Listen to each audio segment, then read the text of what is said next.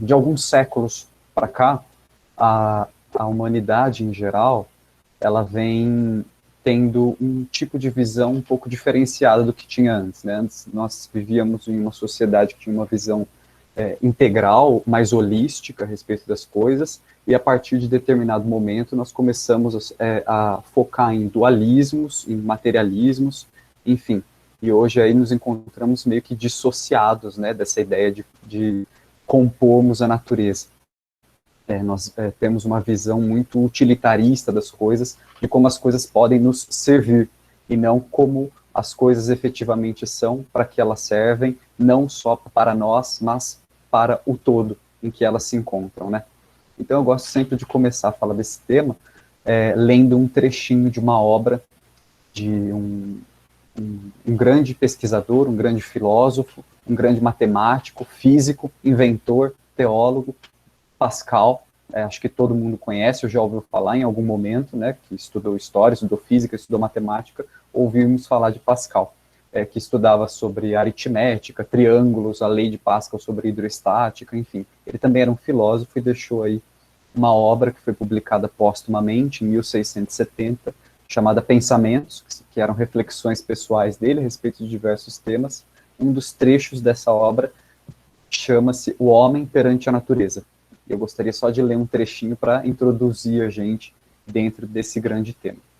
Ele começa, dentro desse trecho, falando que a imaginação cansa mais rápido de conceber do que a natureza cansa de se revelar. Todo esse mundo visível é apenas um traço perceptível na amplidão da natureza, que nem sequer nos é dado a conhecer de um modo vago. Por mais que ampliemos as nossas concepções e as projetemos além de espaços imagináveis, concebemos tão somente átomos em comparação com a realidade das coisas.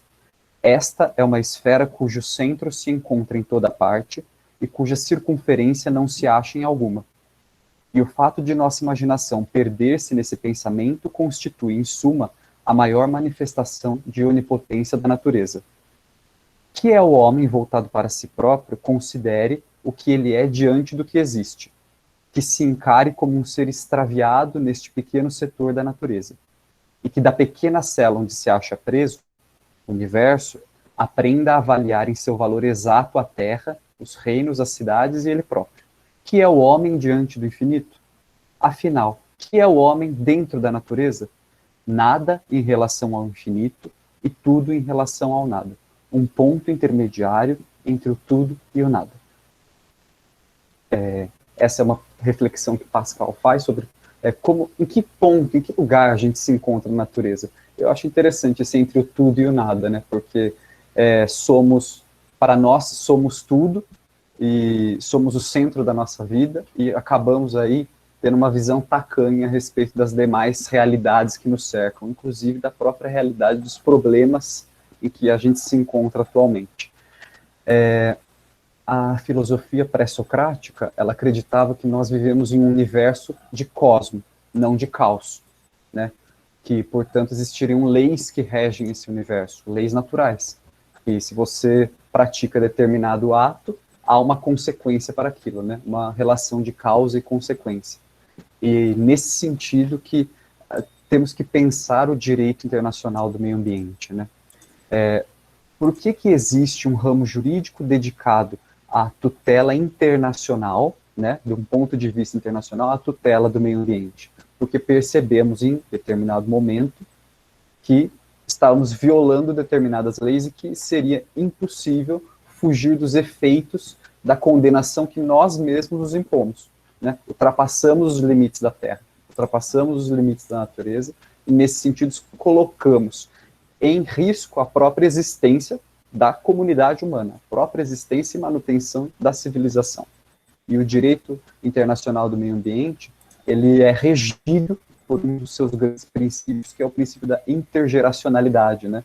A gente não pensa só na geração atual e como ela pode desfrutar dessa natureza que nos serve com recursos e com o ambiente que nos cerca. Nós também pensamos na tutela dessa natureza, desse ambiente, para as futuras gerações, para quem ainda nem nasceu.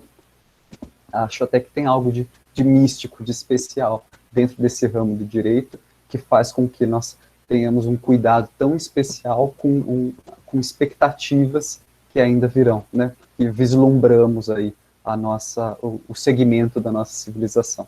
Então, vou começar a falar para vocês, né, adentrando propriamente aí ao tema um pouquinho. Eu não sei em que semestre os alunos estão, se já estudaram ou não direito internacional. Aqui estão todos os semestres, professor. Todos os semestres. Então eu vou falar um pouco, para a gente poder partir de um mesmo plano, antes de entrar o tema do direito internacional do meio ambiente, a gente já entrou, mas não muito, vou falar um pouquinho sobre o que é direito internacional. Estava falando aí, né, desse caráter meio místico do direito internacional do meio ambiente, mas o direito internacional também é um direito dos milagres, né? Por que eu falo que é um direito dos milagres, né? Porque, assim, um direito inesperado. Dentro do direito doméstico, direito nacional, né, dentro de um Estado-nação, existe um ente, o Estado, que tem o monopólio da produção legislativa. Então, nós elegemos representantes para compor esse Estado, e esse Estado elabora leis para se reger. No direito internacional, isso não acontece, né? Ele também é um direito amplo, que tem muitos ramos, como o direito nacional. Ele surge ali mais ou menos. Existe um marco que a doutrina acaba aí, muitos doutrinadores coincidem com essa data, né, que é 1648, com os tratados de paz de Westfália, que dá fim à Guerra dos 30 Anos, se tem aí como um dos primeiros marcos, se não o primeiro marco, do direito internacional. E o que esse direito regula, né? É um direito que regula relações interestatais, entre estados, entre entes soberanos, e também entre organizações internacionais, como, por exemplo, a ONU, a OIT, a OEA, um direito que regula a relação dessas organizações entre elas e entre os estados, e também regula espaços internacionais, regula a capacidade do indivíduo no plano internacional, tanto a capacidade ativa de, por exemplo, processar um estado perante uma corte internacional, quanto a capacidade passiva de ser réu em um tribunal internacional. E esse direito, como eu disse, igualmente o direito interno se divide em muitos ramos. Então, quando a gente estuda direito internacional, nós estudamos direito internacional dos tratados, direito internacional consular e diplomático, direito internacional do mar, direito internacional humanitário, direito internacional dos direitos humanos e direito internacional do meio ambiente. Tem aí uma série de outros sub-ramos do direito internacional. Mas a principal característica de todos eles, qual que é? A descentralização, que é a principal diferença também no direito nacional. No âmbito internacional não existe um ente soberano que dita as regras, né, que elabora as normas. São os próprios sujeitos desse direito que juntos vão ali acordarem a respeito das normas que vão reger essas relações, né? Então, assim, os estados se reúnem para celebrarem tratados, as organizações internacionais que são compostas por esses estados elaboram declarações, resoluções, que são votadas conjuntamente. É um direito que tem um caráter o quê? Voluntário, né? Ninguém vem e impõe um direito para os estados. Os estados se submetem voluntariamente a esse direito.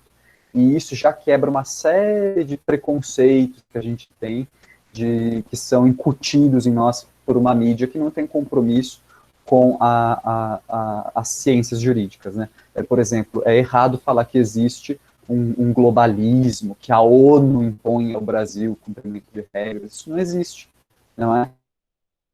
Uma organização internacional não pode impor o cumprimento de regras e nenhum Estado se vincula a normas as quais ele voluntariamente não aceitou. Se outros Estados ou organizações internacionais cobram de determinado Estado o cumprimento de uma regra, é porque, muito provavelmente, esse Estado se comprometeu em algum momento a cumprir essas regras. Essa é a principal característica do direito internacional. Para que a gente possa conversar aí sobre o direito internacional do meio ambiente, é importante ter esse pressuposto em mente. É um direito voluntário.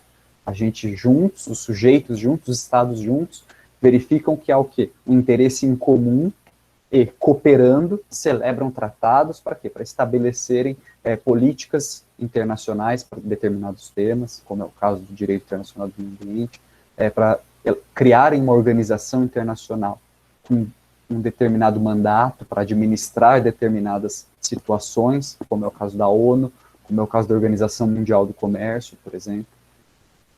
Então, é assim que funciona. O principal caráter desse direito internacional, que é o voluntarismo. E quais são as fontes desse direito internacional, né? A gente já falou aqui dos tratados que os Estados celebram, mas, olhando para as fontes clássicas desse direito, a gente tem ali no artigo 38 do Estatuto da Corte Internacional de Justiça, o Estatuto da CJ, ele fala ali quais são as fontes tradicionais desse direito internacional. São os tratados, né, as convenções internacionais, os costumes internacionais, que é aquela prática reiterada de um ato que os Estados acreditam que é juridicamente vinculante. Então, eles praticam esses atos porque acreditam que é o direito. E isso acaba se cristalizando ao longo do tempo e vira, de fato, um costume internacional, uma fonte do direito internacional que é obrigatória para esses Estados. E os princípios gerais do direito, o Estatuto fala reconhecidos pelas nações civilizadas, é um estatuto que foi redigido ali no fim do século XIX, início do século XX, tem um linguajar que hoje não seria utilizado, mas o que ele quer dizer, o que quer dizer com princípios gerais do direito, reconhecidos pelas nações civilizadas, são os princípios gerais do direito que vigoram aí em grande parte dos países que compõem a comunidade internacional, né? Por exemplo, o princípio da dignidade da pessoa humana é um princípio geral do direito. Pacta sunt servanda é um princípio geral do direito, vigora em todos os ordenamentos jurídicos de todos os países de que nós temos notícia, né? Então aí passamos do que é o direito internacional, podemos aí começar a falar um pouquinho sobre direito ambiental e direito internacional do meio ambiente. Eu gosto sempre de começar pela etimologia, né, das palavras, do que a gente vai estudar. Direito internacional a gente já viu o que é, aquele ramo do direito que regula a relação internacional dos Estados, das organizações, dos indivíduos, no plano internacional. Não tem uma autoridade central, os próprios sujeitos decidem quais regras eles vão seguir. Então agora a gente vai ver o que é natureza e o que é meio ambiente, né? O que é natureza?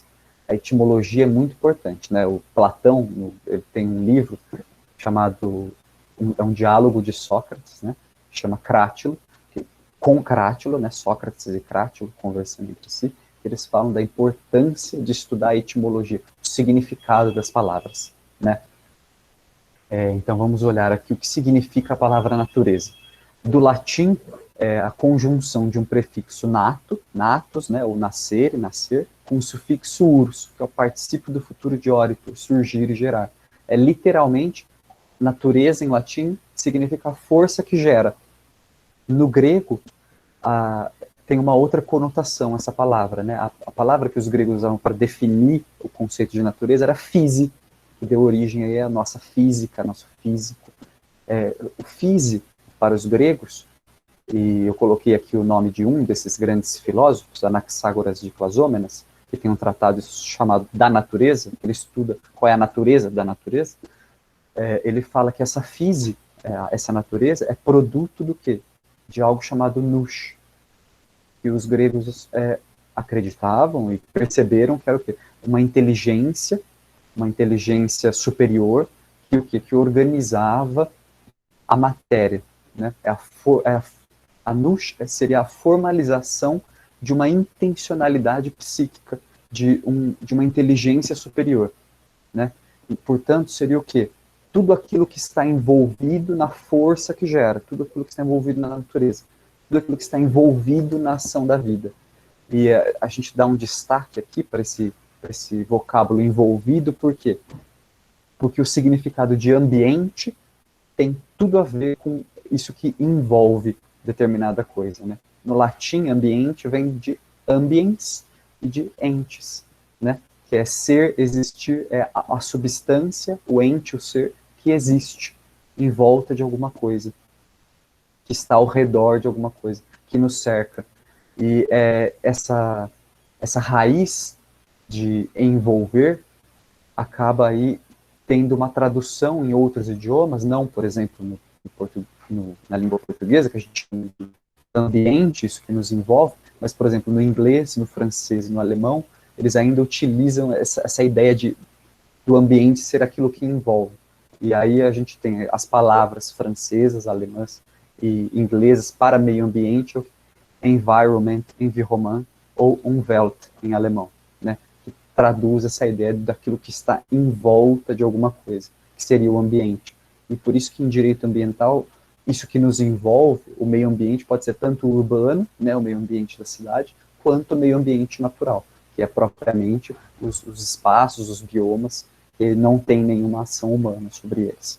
Então já partimos também, conhecemos o significado dessas palavras, do que é natureza, do que é meio ambiente, natureza, como sendo aí a ação geradora da vida, né, a ação, a força, a matéria, a inteligência que se envolve em volta da geração da vida, e o ambiente, aquilo que está em volta, né, dessa geração, que está em volta dessa vida que foi gerada pela natureza. Isso que é esses conceitos que a gente tem que ter em mente quando estudamos direito do meio ambiente, direito internacional do meio ambiente. E quando que surge, né, esse direito internacional do meio ambiente? Quando mais ou menos começou a existir no plano internacional essa tutela do meio ambiente? Vamos passar aqui para o próximo slide. Tudo começa, a proteção do meio ambiente tem ali o seu grande pontapé em meados do século XX, né? Isso depois das grandes guerras, da Primeira e da Segunda Guerra Mundial, foram guerras horríveis.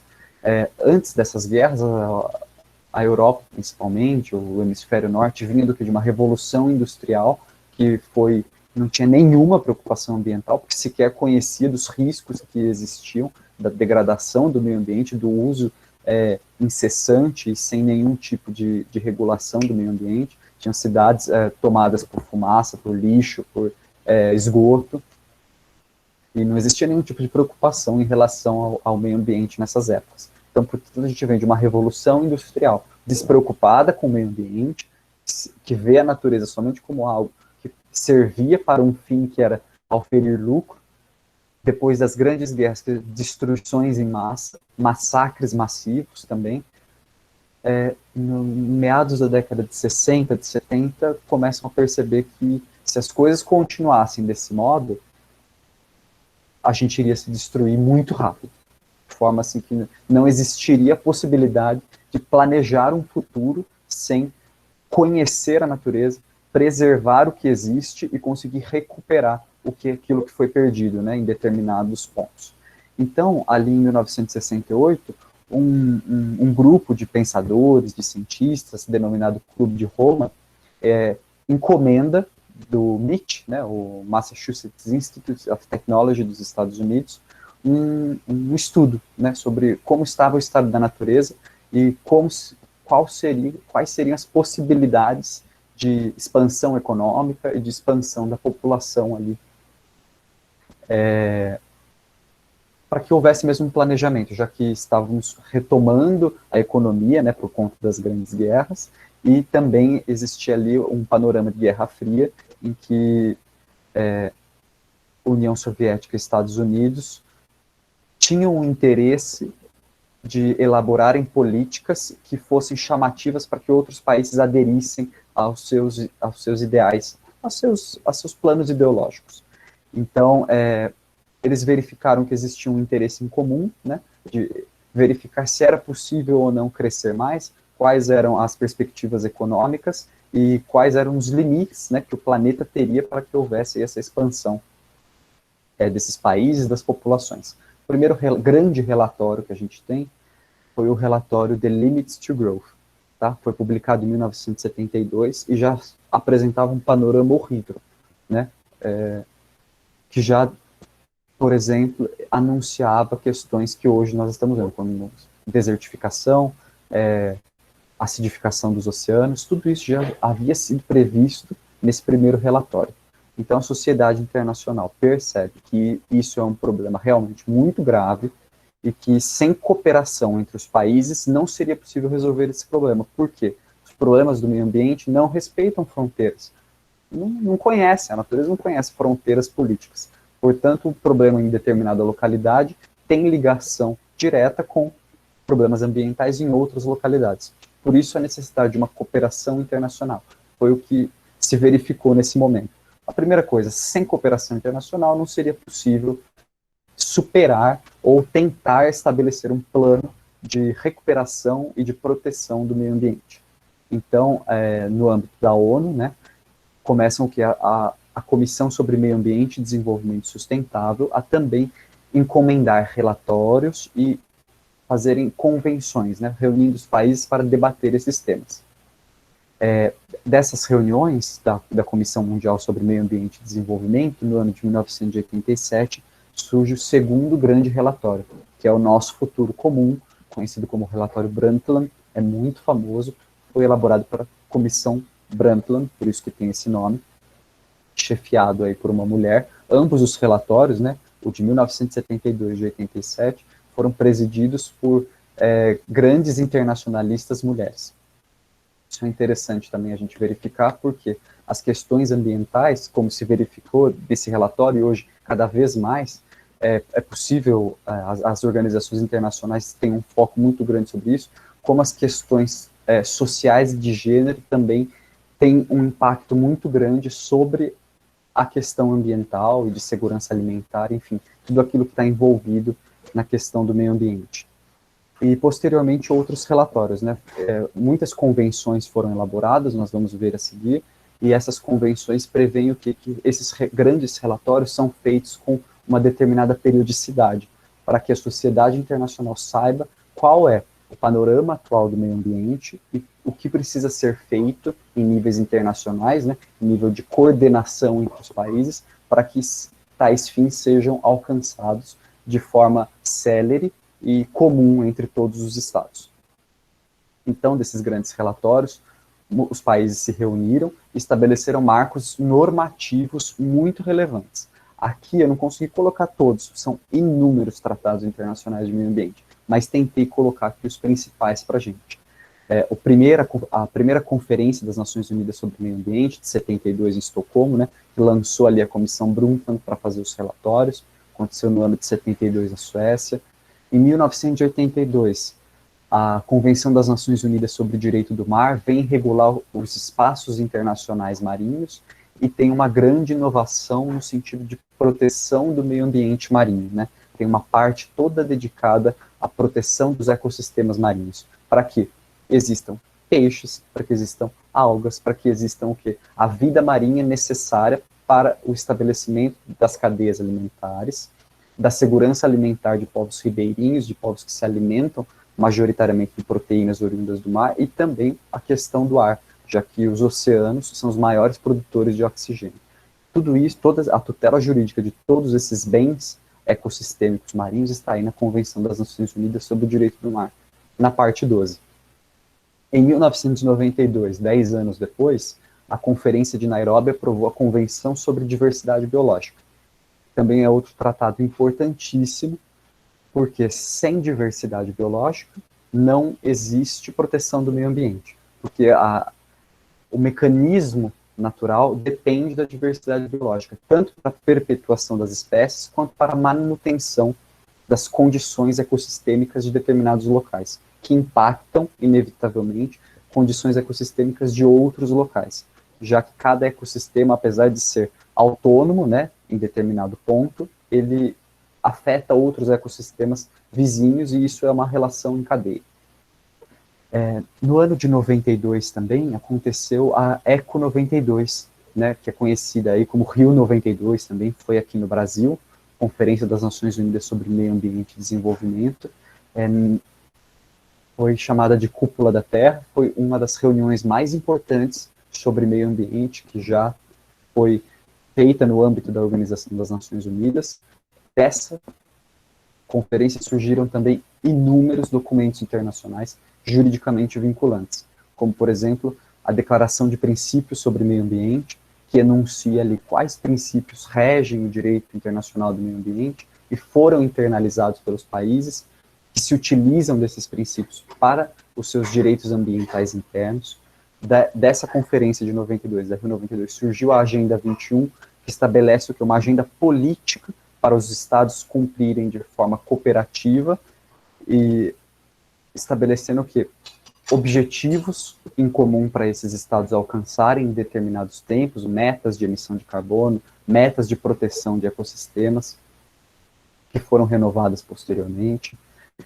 No ano de 95, tivemos um novo acordo sobre conservação de peixes transsazonais e populações de peixes altamente migratórias. Como a gente falou lá atrás, é impossível fazer a tutela do meio ambiente só em determinado lugar e em outro não, porque o caráter desses bens naturais são transfronteiriços. Por isso que é tão relevante tratar no âmbito internacional, a tutela jurídica desses bens ambientais. Em 1997, veio a Convenção sobre Usos Não Navegáveis dos Cursos d'Água, né? A gente já tinha uma convenção falando sobre navegação em rios. Essa convenção vem tratar do quê? Do uso da água, do uso dos recursos naturais dos rios, especialmente dos rios transnacionais, né? Rios que cruzam mais de um estado, que dividem nações. Em 2015, tivemos aí um outro grande evento, que foi a edição da Agenda 2030, que vem suplementar a Agenda 21 e traz nela os Objetivos do Desenvolvimento Sustentável, que são novas metas para que os estados cumpram os seus compromissos ambientais de forma colaborativa, cooperativa, visando não só a proteção do meio ambiente, mas também o desenvolvimento sustentável das suas economias e a ampliação do acesso tanto em questões econômicas quanto ambientais, para todas as populações, né? Tem um caráter muito grande, a gente vê aí no decorrer dessas reuniões, dessas grandes convenções e conferências, que as normas de direitos humanos, que tutelam direitos humanos, guardam muita relação com as normas que tutelam o meio ambiente. Isso é inevitável. A gente não consegue fazer a interpretação de um tratado ambiental sem ter uma base de direitos humanos, porque a fruição dos direitos humanos depende inevitavelmente dessa segurança alimentar, dessa estabilidade climática, desse acesso a recursos naturais. E aí, em 2018, outro grande tratado muitíssimo importante foi o Acordo de Escazú, que trata isso, é um acordo regional, só vale para as América do Norte, Central e do Sul, foi feito no âmbito da UEA, não da ONU, né? Esse tratado foi assinado. Esse tratado teve aí, quem encabeçou ele foi a CEPAL, né? A Comissão Econômica para a América Latina da ONU. No entanto, é um acordo regional sobre acesso à informação, participação pública e acesso à justiça em questões de assuntos ambientais na América Latina. Ele é fundamental para quê?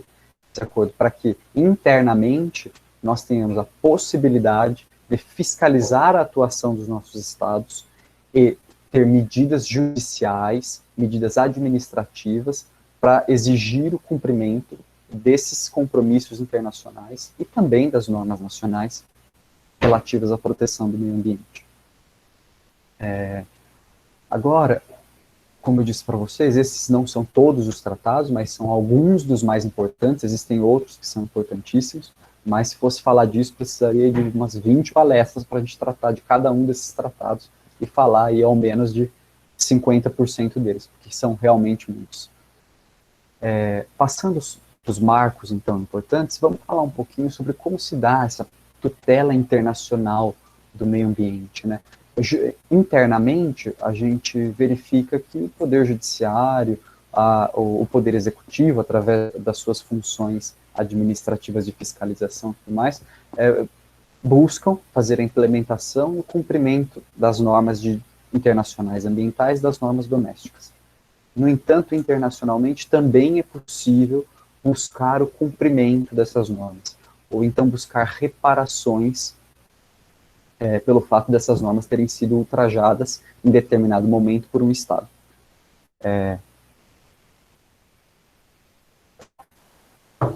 Como deve ser de conhecimento de vocês, existem alguns tribunais internacionais, né? O principal tribunal internacional é a Corte Internacional de Justiça, é o órgão judiciário internacional da ONU, que já se deparou aí com questões de meio ambiente. A Corte costuma ser bastante conservadora a respeito desses assuntos. A Corte Internacional de Justiça, ela sempre tem uma visão bastante, nem sempre, mas costuma ter uma visão bastante positivista a respeito dessas obrigações, das formas de cumprimento. No entanto, teve relevantes julgados e opiniões consultivas a respeito desse tema. Um parênteses importante para falar para vocês é esses tribunais internacionais, grande parte deles, além de ter uma função de efetivamente julgar casos contenciosos, também tem uma função consultiva. Então, os estados podem tanto processar um ao outro perante esses tribunais, quanto pedirem para que esses tribunais internacionais façam uma interpretação de determinado tratado ou de determinada situação jurídica que tenha regulamentação em costumes e em diversos tratados internacionais. Então, esses tribunais têm duas funções: uma consultiva, que vai dar um parecer, uma opinião consultiva, que não é vinculante, e outra contenciosa, que vai julgar um caso efetivamente inter partes, cujo resultado é obrigatório para essas partes.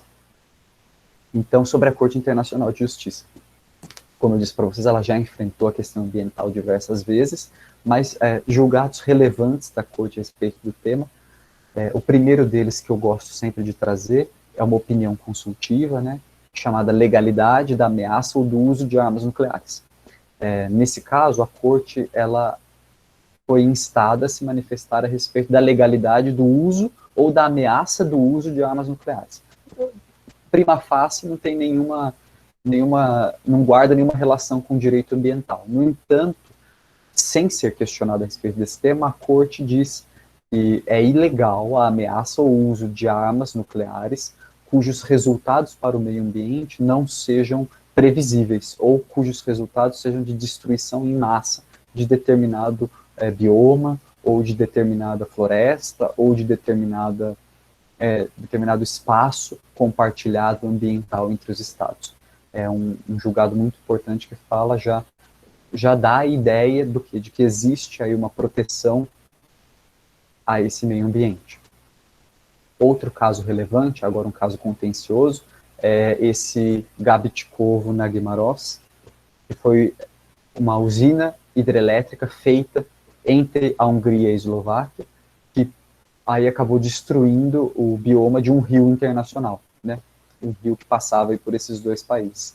E a Corte condenou um desses países a indenizar o outro por conta desses danos ambientais ocasionados por esse país, que não teve mais acesso ao mesmo fluxo de água, que não teve mais acesso aí à navegação ou ao uso de recursos naturais desse rio, que foi degradado por conta da construção de uma barragem nele. O caso mais recente do ano de 2010 chama pesca de baleias no Antártico, que a Austrália processou o Japão foi condenado por quê? Por caçar baleias, né, por causar aí um desequilíbrio ambiental, por violar uma moratória internacional que proibia a caça de baleias. É um julgado muitíssimo interessante para quem gosta de estudar a questão de direito dos animais, principalmente, porque é a primeira vez que a Corte Internacional se manifesta a respeito aí da ilegalidade da matança desses animais, porque o Japão sustentava que ele fazia um estudo científico com baleias, por isso que pescava. Na verdade era mentira, eles pescavam para venda no mercado interno, porque eles consomem carne de baleia, óleo de baleia, enfim, derivados aí da baleia. Mas eles justificavam a caça por conta de medidas de pesquisa científica, e a Corte fala que é muito estranho você precisar matar um animal para estudá-lo, né, que o Japão sequer preconizava nos seus estudos científicos a possibilidade de estudar esses animais vivos no seu meio ambiente. E aí trata aí de uma breve questão a respeito, não do direito das baleias, mas dessa questão da inviabilidade de se pesquisar com esses animais vivos, né, preconizando que é a vida dos animais e não matá-los em nome da ciência. Outras cortes relevantes que têm julgados aí na matéria ambiental são a Corte Permanente de Arbitragem Internacional, tem 2 grandes julgados também a respeito de recursos marinhos, e fala da questão da proteção do meio ambiente marinho, dos recursos pesqueiros e da importância deles para a segurança alimentar dos povos. Então aí passa pela questão ambiental e pela questão de direitos humanos. Mas os grandes casos de proteção ambiental foram julgados pelos sistemas regionais de proteção dos direitos humanos. Nós temos 3 sistemas regionais de proteção dos direitos humanos: o sistema europeu, que é o mais antigo, o sistema interamericano, que é o nosso, e o sistema africano de proteção dos direitos humanos. Esses tribunais internacionais de direitos humanos inúmeras vezes condenaram os estados por conta da violação de direitos humanos reflexa, né, decorrentes da violação de normas ambientais. Então tem aí sobre poluição química, que violou direitos humanos, tem sobre poluição de mineração, sobre poluição sonora, sobre poluição por petróleo, sobre poluição nuclear. Existe aí, no âmbito da Corte Interamericana, o reconhecimento da violação de direitos humanos de povos indígenas por conta de retirar o seu acesso aos recursos naturais, às áreas naturais que tradicionalmente ocupavam, que necessitam para a realização das suas necessidades tradicionais. Então, e mais recentemente, a Corte Interamericana de Direitos Humanos tratou numa opinião consultiva 23, a respeito da relação intrínseca e indissociável dos direitos humanos e do meio ambiente. Para quem se interessa também sobre esse tema, é essencial ler essa opinião consultiva 23 da Corte Interamericana de Direitos Humanos. Fala sobre meio ambiente e direitos humanos e da relação indissociável deles. Outro caso relevante relativo ao meio ambiente é a sua questão ligada com a segurança internacional. Como vocês já devem ter estudado, já devem ter ouvido falar, se ainda não estudaram, do Conselho de Segurança das Nações Unidas, né? Conselho de Segurança da ONU. Esse é um órgão especial da ONU que cuida somente de questões relacionadas à segurança internacional, ameaças à paz internacional. E o Conselho de Segurança antes se recusava a se debruçar sobre a matéria ambiental, falava que não existia nenhuma relação entre meio ambiente e segurança internacional. No entanto, esse panorama vem mudando nos últimos anos, porque o Conselho de Segurança reconheceu que as mudanças climáticas causam instabilidades para a segurança internacional, causam guerras por conta de recursos naturais. Portanto, sem cooperação, sem respeito, sem uma tutela desse meio ambiente, sem uma exploração ordenada desse meio ambiente, o Conselho de Segurança já reconheceu inúmeras vezes que isso pode ocasionar instabilidades à segurança internacional. Pode gerar guerras e já gera conflitos no país conhecido como Chad, no Sudão, no Mali, na República Centro-Africana, que são países que são majoritariamente secos, desérticos, e que existem conflitos não só étnicos e políticos, como também conflitos sobre acesso a esses recursos naturais. Então, é um tema que está muito... A gente ouve falar todos os dias, né, mudanças climáticas, aquecimento global, tudo mais, mas também no campo do direito, cada vez mais, especialmente internacionalmente, os tribunais internacionais, os órgãos internacionais responsáveis pela segurança internacional, pela governança internacional, pelo estabelecimento de políticas de cooperação, se debruçam sobre esse tema e se torna cada vez mais indissociável a questão ambiental da questão econômica e da questão do desenvolvimento social e da paz.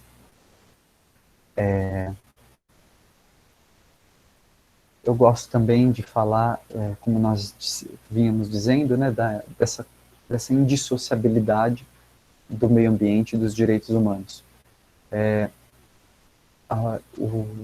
O tema da apresentação é o direito internacional do meio ambiente como um projeto para a salvação da civilização e da humanidade. Eu não acho que é demais utilizar essas expressões, porque, de fato, sem um projeto comum, sem nós entrarmos em acordo a respeito de determinados padrões para o meio ambiente, não é possível a gente se salvar. Não é possível dar continuidade a essa civilização que nós vivemos hoje, a esse modo de consumo, a essa forma de tratar a questão de vida, de dignidade, de acesso, de facilitação de acesso, da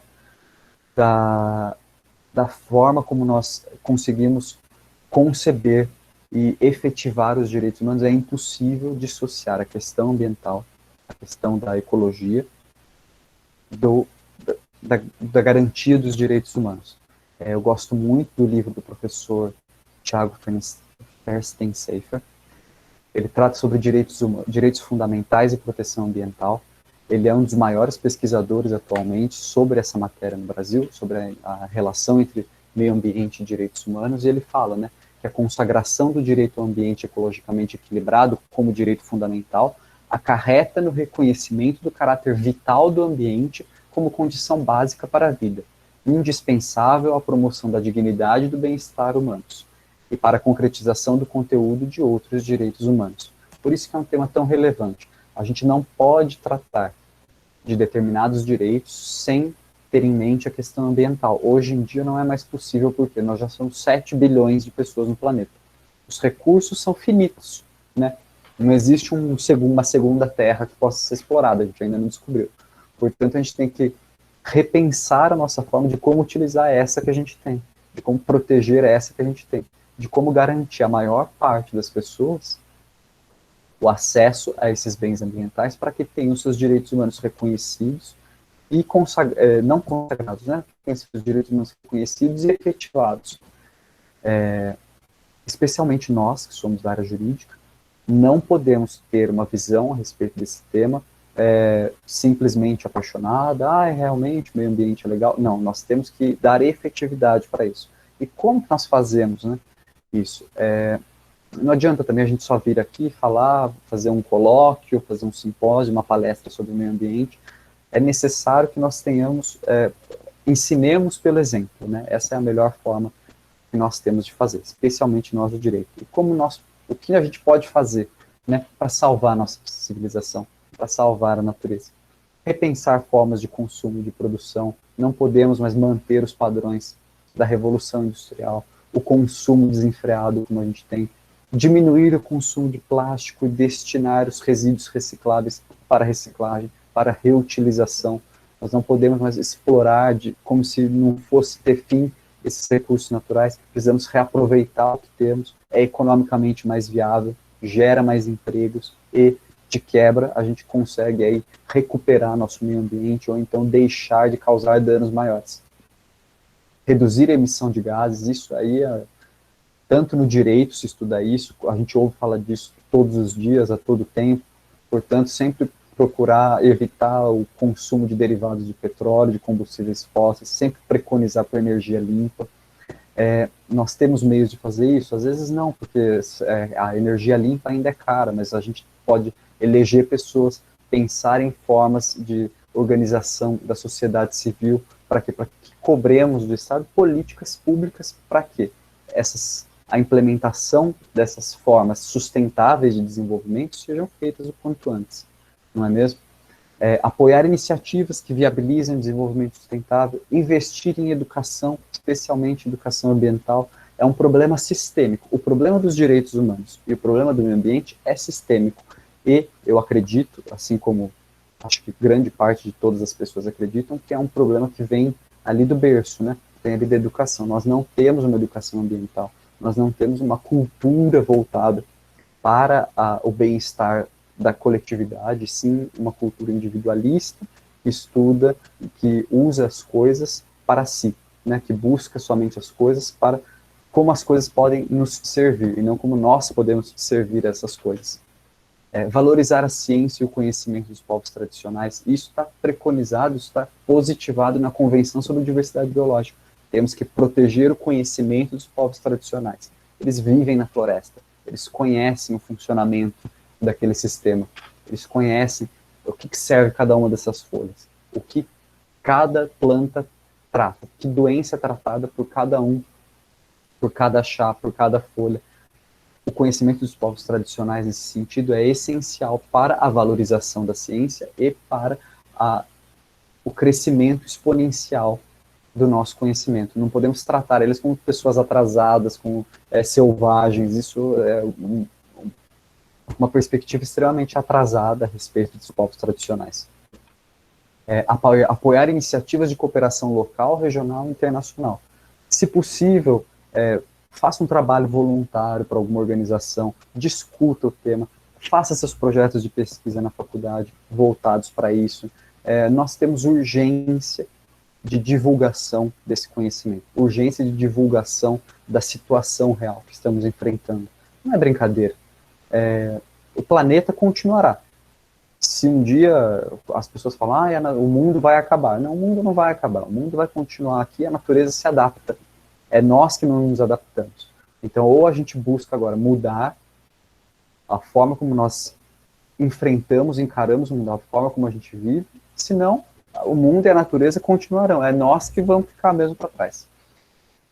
Cobrar do poder público a proteção do meio ambiente, nós temos aí um arcabouço normativo belíssimo. O Brasil é exemplo internacional em questões normativas para o meio ambiente. E, portanto, nós devemos cobrar o poder público a proteção desse meio ambiente, já que ele é obrigado, inclusive pela Constituição, à tutela desse meio ambiente. Está lá no artigo 21, no artigo 23, artigo 225 da Constituição Federal. É obrigação do poder público legislar sobre o meio ambiente, administrar a questão ambiental, fiscalizar as atividades que podem ser deletérias para o meio ambiente e efetivamente aí, garantir essa fruição do meio ambiente, tanto do urbano, né, um meio ambiente urbano sadio, quanto do meio ambiente natural também sadio. É um direito nosso e é um direito intergeracional. Adotar iniciativas de proteção e fiscalização das condições ambientais, contatando o poder público ou utilizando instrumentos judiciais disponíveis. Existem delegacias voltadas especificamente para a questão de crimes ambientais. Existem órgãos, o Ministério Público é equipado tanto em nível federal quanto em nível estadual, com promotorias especializadas na questão ambiental. Existem os órgãos da administração pública, as companhias de fiscalização ambiental, os departamentos de fiscalização ambiental, e nós também temos instrumentos que nós podemos utilizar, como, por exemplo, a ação popular, que pode ser utilizada para tutelar o meio ambiente. E, acima de tudo, propugnar por políticas públicas ambientais efetivas e inclusivas. Todos os órgãos legislativos fazem audiências públicas, grande parte dos órgãos internacionais, se não todos, eu acredito que todos, aceitam contribuições escritas, participação também em audiências públicas. Esse contato virtual é possível acompanhar o que está sendo feito, fazer votações, levar a conhecimento das autoridades o que a gente quer, o que a gente precisa, e efetivamente cobrar os direitos e os deveres que o poder público tem para conosco. Eu acredito que, como eu falei para vocês, não é possível mais, no atual estágio em que estamos, tratar de qualquer tema sem ter em vista a questão ambiental, porque ela é pressuposto, não é? A gente não pode falar sobre economia, sobre desenvolvimento, sem pensar na questão ambiental, porque é um pressuposto. Os recursos são naturais, os recursos são limitados nesse sentido. Não é possível a gente falar em ampliação e consolidação e efetivação de direitos humanos sem falar de meio ambiente. Não tem como a gente conseguir implementar direitos humanos sem ter um meio ambiente sadio, porque é um pressuposto da vida, um pressuposto da dignidade humana, ter acesso à água, ter acesso ao ar, ter acesso a um clima estável, viver com condições de segurança alimentar, são pressupostos. Portanto, a grande urgência é essa atualmente, né? Esse é o grande problema que nós estamos enfrentando e é o grande problema que tentam o tempo todo fechar nossos olhos para ele. Não, as mudanças climáticas são naturais, não existe aquecimento global, os órgãos de pesquisa estão errados. Não estão. Tudo que foi previsto nos relatórios ambientais, por exemplo, nos painéis do IPCC, que é um órgão científico global que funciona dentro da Convenção das Nações Unidas sobre Mudanças Climáticas, aconteceram. Eles previam que o Ártico deixaria de congelar daqui a 15 anos. Esse ano o Ártico já não congelou. Em 2007, o IPCC previu grandes secas na região central da América Latina. O que nós vimos nesse ano e no ano passado, grandes secas na região, em parte ali do Cerrado, parte do Pantanal, que queimou efetivamente, né, infelizmente. Então, assim, a questão ambiental, a gente que fala desse tema, que divulga esse tema, que fala da urgência desse tema, nós gostaríamos de estar errados, né? Eu adoraria estar errado, eu adoraria que a ONU estivesse errada, que os cientistas estivessem errados, era o que eu mais queria. Mas, infelizmente, eles não estão errados. Nós estamos diante de um panorama que é alarmante. E se não fizermos as mudanças agora, as mudanças que são necessárias agora, que estão ao nosso alcance, se cada um fizer a sua parte já é o suficiente, não fizermos agora, talvez não tenhamos mais tempo. E talvez não existirá um amanhã para as futuras gerações. Portanto, eu gostaria de finalizar aqui a minha contribuição. Se alguém tiver alguma pergunta, se quiser falar alguma coisa, se quiser discordar, se quiserem fazer alguma pontuação, eu estou aberto para isso. Agradeço, professor, a oportunidade de falar sobre esse tema que eu gosto muito com os alunos. E já vou fechar os slides aqui para poder ver vocês, porque eu não vi vocês durante toda a... Faz parte, né? A gente, quando eu trabalho com slide, a gente fica assim, parece num monólogo mesmo, né? Sim. Mas parabéns, professor, excelente palestra, muito gratificante mesmo. E é importante a gente trazer esse debate para a comunidade acadêmica, e principalmente essa parte final que você comentou sobre essa importância, né, das previsões feitas pelos cientistas, e que, infelizmente, estão se concretizando, né? Seria importante que todos estivessem errados, assim, né? Poderia ser tipo, um conforto nosso, mas não é. Então, a gente tem que mudar a nossa forma de pensar, nossa forma de atuar. Até gostei da pontuação, né, de que a participação mesmo, a gente tem que trazer as políticas públicas de fato, né? Sair do plano dos projetos e começar a efetivar e participar da política em si, né? Até hoje o debate à tarde foi voltado para a educação, e agora a gente volta um pouco aqui para o direito ambiental, né? E é importante porque o direito ambiental ele é tratado de forma internacional, né? Então ele se afeta aqui, ele vai ter consequências também no mundo inteiro, né? Então não é uma questão, só vou derrubar uma árvore aqui ou desmatar determinada área, não vai interferir no restante do planeta, mas interfere, tá? Tanto no solo, né, porque o solo é rico de micro-organismos, né, de riquezas naturais, né, impacta muito com o uso dos agrotóxicos, vem sendo o Brasil, infelizmente, é um dos países, né, que mais utiliza, né, agrotóxicos, e isso traz consequências para a saúde da nossa população. Parabéns, eu vou abrir agora a palavra aqui para os alunos, né? Os nossos alunos, quem tiver alguma pergunta. Alô? Eu tenho uma. Oi, pode fazer, Alcides. Boa noite, professor Heitor, boa noite ao palestrante, gostei bastante da palestra. É uma pergunta, assim, sem viés político. Eu sempre acreditei que a bancada ruralista, ela sempre mandou no país. Fazendo uma alusão ao passado, desde a política do café com leite, até hoje a bancada ruralista ela tem muito poder. Então minha pergunta era para o palestrante, se ele acredita que com o atual governo, a bancada ruralista ela se tornou mais poderosa ainda. Era isso. Bom, Alcides, eu vou te responder uma coisa que eu nem gosto de falar, porque naturalmente eu acredito que a bancada ruralista ela representa interesses de grandes latifundiários, e grandes latifúndios a gente sabe como é a questão ambiental, né? Há grandes áreas desmatadas para que haja monoculturas, e isso para o meio ambiente é péssimo. No entanto, os grandes compradores do Brasil, que são União Europeia e China, estão estabelecendo o quê? Parâmetros ambientais. O último tratado que foi celebrado entre União Europeia e Mercosul, que demorou 20 anos para ser feito, tem pontos específicos da questão tanto de proteção de direitos humanos, quanto da proteção ao meio ambiente. Então, existem aí uma série de certificações já internacionais, uma série de cobranças de quem? Dos próprios consumidores dos produtos brasileiros, né? Que são representados aí, quem produz essa bancada ruralista. E nesse sentido, nesse governo atual, que foi objeto da sua pergunta, eu acredito que a bancada ruralista esteja funcionando mais como o Ministério do Meio Ambiente do que o próprio Ministério do Meio Ambiente. No atual governo existe uma coisa muito estranha.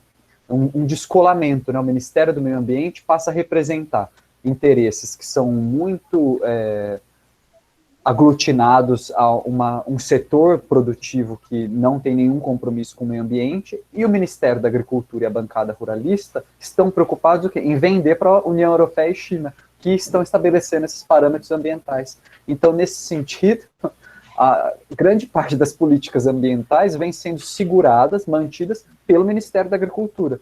Não elogio a Tereza Cristina, acho que a gestão dela frente ao Ministério da Agricultura tem uma série de questões complexas, esse governo no geral, como o governo anterior também, e o que precedeu também, não foram bons governos para o meio ambiente. Não acredito que o espectro político tenha alguma relação com a proteção ambiental, porque se a gente for ver também, o último governo Dilma não foi bom. A construção de Belo Monte foi terrível para o meio ambiente. Foi péssimo para os índios, foi péssimo para o meio ambiente, foi péssimo para o bioma ali da região. Então, assim, a questão do meio ambiente é muito complexa porque, às vezes, ela é politizada, né? Determinado espectro político toma o discurso ambiental para si. No entanto, o que a gente verifica é que nenhum dos lados está realmente comprometido com a questão ambiental. Então, assim, em relação a esse governo, é isso. De fato, foi um dos piores. No entanto, a gente já vinha aí de governos que não tinham também um compromisso ambiental muito sério. Não foram grandes destruidores da política ambiental que estava consolidada, como esse governo vem sendo, né, fazendo um desmonte de políticas ambientais. No entanto, também não foram exemplos de política ambiental. Exatamente. Não sei se responde a sua pergunta, mas é mais ou menos isso. Doutor Matheus, eu agradeço pelo esclarecimento. Perfeito. É importante destacar exatamente isso, né, Matheus? Porque às vezes as pessoas acham que a implicância contra o governo, mas o governo atual só está realizando, na verdade, um desmonte. E é importante até você ressaltar que os governos anteriores também eles realizaram algumas políticas voltadas para o meio ambiente, mas também não foram totais engajados, né? Porque daí entra a matriz econômica, né? Que sempre está interferindo no meio ambiente, né?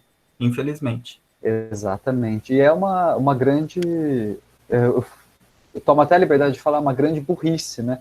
A gente preconizar uma matriz econômica que não é sustentável em detrimento do meio ambiente, porque essa matriz não vai se sustentar futuramente, porque não vão existir recursos para ela. Então, assim, é um grande tiro no pé. Mas eu acho que é esse o recado. O importante é que nós, se não conhecíamos o tema, passamos aí a ter aí um panorama geral do que está acontecendo. Sim. Espero que tenha sido um tempo útil para todos vocês. Para mim foi muito prazeroso. Algum aluno a mais tem questionamentos para serem feitos, gente? Podem. Professor, meu nome é Angélica. Doutor Matheus, parabéns, foi muito boa a sua apresentação. Quero te fazer uma pergunta da atualidade, qual nós estamos vivendo agora. O nosso Pantanal, esses dias, praticamente se acabou no fogo. Eu queria saber, assim, qual é o seu posicionamento diante disso, o que você acha que o nosso governo poderia estar fazendo, e se se as redes internacionais poderiam estar interferindo nisso e até mesmo multando o nosso país pelo descaso que foi esse incêndio. A questão do Pantanal, ela de fato foi... A questão do Pantanal, ela foi terrível mesmo, né? A gente nunca viu uma destruição tão massiva de um ecossistema em tão pouco tempo. Exato. E o governo assim, vão sendo feitas investigações e tudo mais, a gente, como profissionais do direito, não podemos afirmar que alguém foi lá e fez alguma coisa.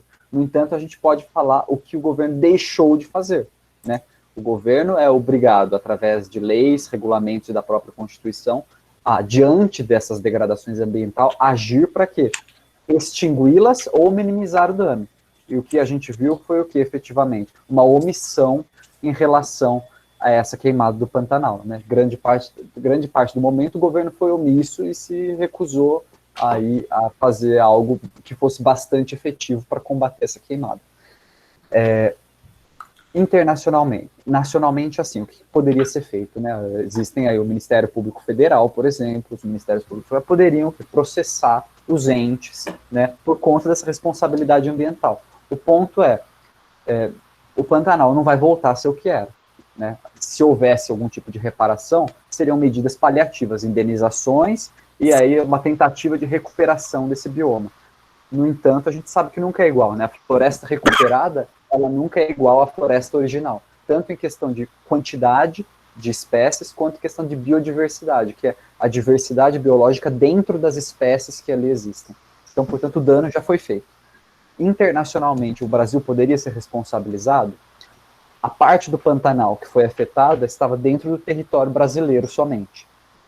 Para ser responsabilizado internacionalmente, precisaria existir uma investigação que comprovasse que o dano no território brasileiro foi transfronteiriço, foi um dano que ultrapassou a fronteira. Tá? Nesse sentido, existe sim uma norma internacional, na Convenção sobre Diversidade Biológica, você vai ver lá, nos primeiros artigos, não lembro se é no 4, no 14 ou no 30, em um desses artigos está lá que o Estado é responsável pelas atividades dentro do seu território, né, os danos ambientais dentro do seu território, fora do seu território, quando estava sob sua responsabilidade evitar aquele dano. Então, assim, vai acontecer uma responsabilização internacional? Não vai, tá? Os estados são muito... tem muito cuidado nessa questão da responsabilização, porque qualquer ato contra um estado hoje gera um precedente contra esse próprio estado amanhã. Então, assim, nesse sentido, acaba existindo até uma hipocrisia internacional entre os estados, porque deixam de exercer determinadas prerrogativas que têm, inclusive previstas em tratados, por conta dessa questão da conveniência política, né? Que podem haver retaliações políticas ou que futuramente eles podem ser objetos dessa tutela, né? Eles podem ser responsabilizados. Inclusive, não sei se respondi. Inclusive, muito obrigada, professor. Porque o Pantanal ele é um hotspot, né, ambiental. Né? Então, Exatamente. é aquela vegetação, a fauna e a flora que tem ali são únicas, então chega a ser patrimônio já considerado da humanidade. Então, tem toda essa questão, né? E Exatamente. lembrando que o Pantanal também, ele não é só o território brasileiro, ele pega parte do Paraguai e, salvo engano, um pouco da Bolívia. Da Bolívia. Isso. Então, ele é um hotspot, né? Igual a gente tem alguns locais considerados hotspot aqui no Brasil que são importantes a nível mundial e ainda não são preservados de forma legal, né? Algumas regiões do Brasil afora, né? Que é importante a gente lembrar. Então, ficaria nesse contexto aí que você falou mesmo. Importante. Algum Exatamente. aluno, algum questionamento a mais, gente? Eu acho que o pessoal está acanhado, viu, o Matheus? Estão tudo aí, né, na nossa reunião espírita aqui hoje. Sem problema. Professor, eu tenho uma pergunta aqui. Pois não, Luan. Primeiramente, boa noite a todos. Boa noite. Professor Matheus, em relação aos combustíveis, né? O senhor acha que é uma tendência para o futuro aí, igual o senhor tinha falado a questão da parte energética? O que o senhor acha que vai acontecer nos nossos anos aí adiante, para diminuir, né, a emissão de gases poluentes na atmosfera e que esses novos combustíveis, né, fases energéticas aí sejam utilizadas? Com certeza, a gente consegue verificar que o fim inevitável da energia fóssil e da energia nuclear, né, que são energias insustentáveis. Por que a gente fala isso? Já existem políticas internacionais, né, relativas à substituição dessas matrizes energéticas. Os países aí ditos desenvolvidos já começaram essa transição, como a Alemanha, a França.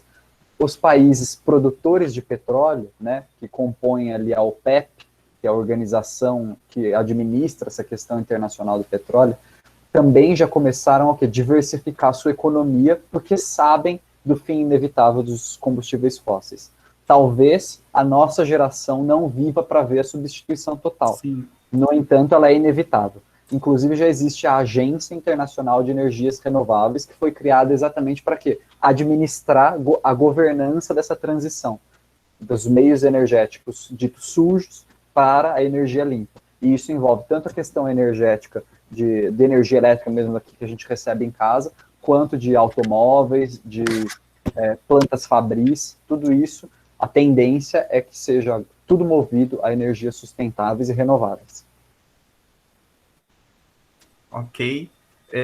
Professor, Responde. agradeço, daí, né, agradeço também o Luan, desculpa, Luan, te interrompi aí, mas, professor Matheus, agradeço imensamente a sua participação, né, de ter vindo aqui, disponibilizado o seu tempo para nós, né, aqui na nossa instituição. Fica o convite para retornar no nosso próximo evento, tá? Com outros temas, tá? Então, é muito engrandecedor. Agradeço também a participação dos pesquisadores que fazem parte do grupo de pesquisa, né, do Direito Internacional? Isso. Sem fronteiras. Direito Internacional Sem Fronteiras, isso. Sejam bem-vindos, né? E é gratificante a gente trazer esse debate, mas o nosso tempo é curto também, a gente vai iniciar as apresentações de trabalhos, aos quais vocês também podem ser convidados, né? E é gratificante, eu não tenho mais palavras aqui, né, então eu já estou sendo mais redundante, né? Acabei. E agradeço também ao professor Wellington por ter indicado, né, a sua palestra. Eu é que agradeço, professor, foi muito bom passar esse tempo com vocês, foi um tempo muito produtivo, que eu falei sobre um tema que eu adoro, que eu pesquiso, e que, bom, acho que eu vou acabar vivendo a vida toda em torno dele. Então, agradeço aí. Exatamente. Estou finalizando o meu mestrado em Ciências Ambientais, né, então eu vou falar sobre agroecologia, montar um projeto aqui no assentamento, então envolve bastante coisa, né? Com certeza. É gratificante. Com certeza. Dou por encerrado, então, a nossa apresentação, né, a nossa palestra, e convido a todos os alunos para entrarem nas salas virtuais, né, que teremos 3 salas virtuais para apresentações dos trabalhos orais, tá? Já foram divulgados os temas, os trabalhos, então fica a critério cada aluno escolher a sua sala, tá? Agradeço a todos aqui a participação. Professor Matheus, obrigado. Muito obrigado, gente. Boa noite, viu? Boa noite. Tenha um bom evento. Tchau, tchau. Tchau, tchau. Obrigado.